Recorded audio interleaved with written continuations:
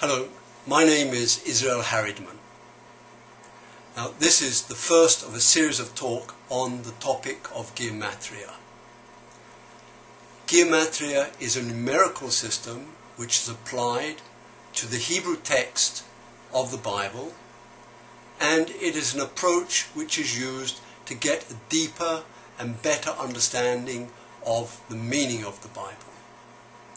So in this first talk I intend to give you a background to the whole concept of Gematria, where its origins were, where it came from, and how it is formulated.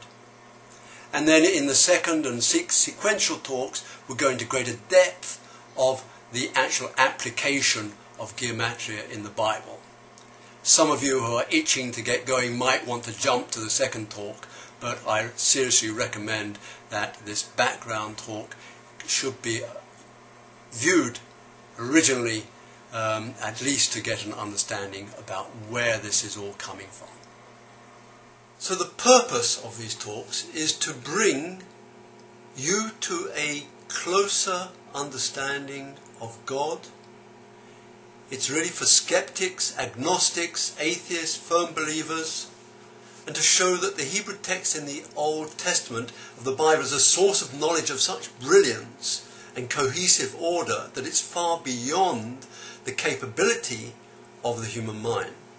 In particular, for those who consider that this life borders on death and there's nothing beyond, this is in order to touch such a person to understand that there is something beyond, that there is a God out there. The Bible is a subject of numerous and various interpretations, and as soon as a letter or a word of the original text of the Bible leaves its page and enters one's mind, either through the ear or through the eyes, it's transformed in both meaning and in content into something other than its original form. Moreover, when a word is translated into another language, then its original form is even further lost, and indeed the intention of the original word becomes even more remote. So the underlying concept here is that the Bible and the stories which are in it are far beyond the fascinating stories and tales that we know and which are told and retold in Sunday schools and Jewish cheddars, the Noah's Ark and so on, which have become embedded in our psyche.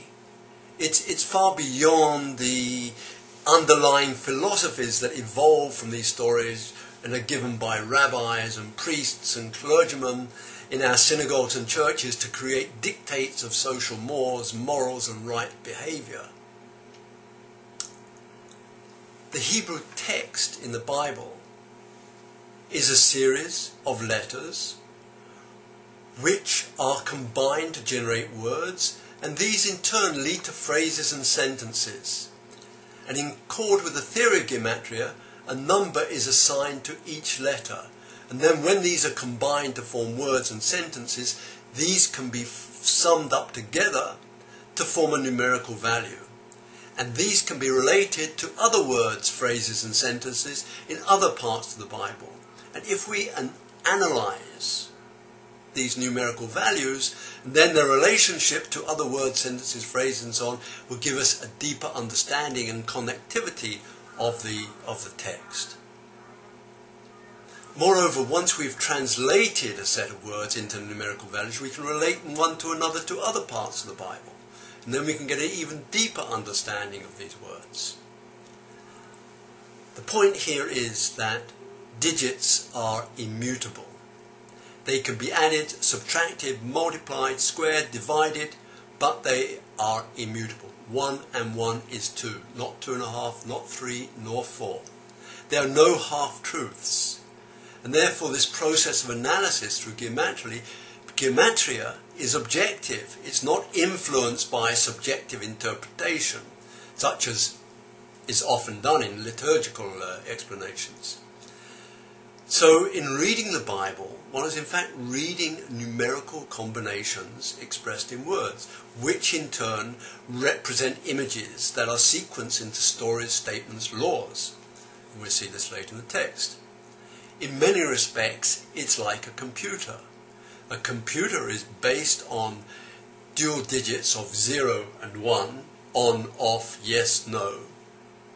And this in turn forms a sequence which is interpreted into words that we see on our computer screen, into pictures, images, and so on and so forth. So there's a whole multiple array of ideas or interpretations that come out of these two digits and their formation. So this is, to some extent, the same concept of Gematria, that the numerical values in the Bible are the core, the essence of the truth, and from that various other aspects can be derived.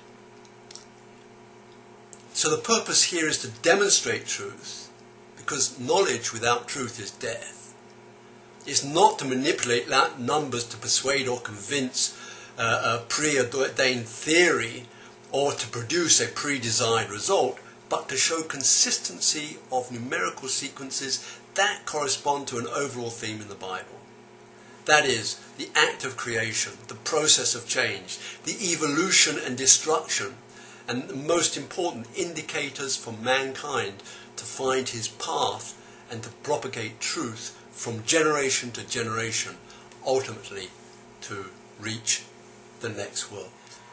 This is not to say that we're taking on an elitist stance to prove that the Hebrew Bible is the only source of truth, or, of course, that the Hebrew race is the only race allotted to receive the truth. On the contrary, it demonstrates a commonality between the philosophies, between beliefs and customs demonstrated in other core religions, Christianity, Buddhism, Hinduism, and of course Islam, which in itself is no less than the twin brother of Judaism, and all of which are in the search of truth. Moreover, it demonstrates that there's a fundamental commonality between these different beliefs of shamanism, animism, ancestor worship, and these religions which existed before the dawn of civilization, and the mainstream religions that were superimposed onto these beliefs in relatively recent times. Of course, the fundaments to this concept is that the Hebrew alphabet is the core of the understanding here, and therefore anyone who wishes to indulge in Gematria will need to understand a modicum of the Hebrew alphabet. Now, this is not as daunting as it may seem. It only comprises of 22 letters, relatively simple structure, such in fact my 11-year-old niece was able to master within one day. So the only other complexity of the script is that it's written and read from right to left as opposed to left to right. But certainly it's less daunting than Chinese characters, which have at least 3,000 characters just for a start. Having said this, if you really want to understand Gematria, then it is necessary to get some understanding of the meaning of the different characters. But this is both a process of pleasure and reward and knowledge and understanding that one would not have believed one could have attained otherwise.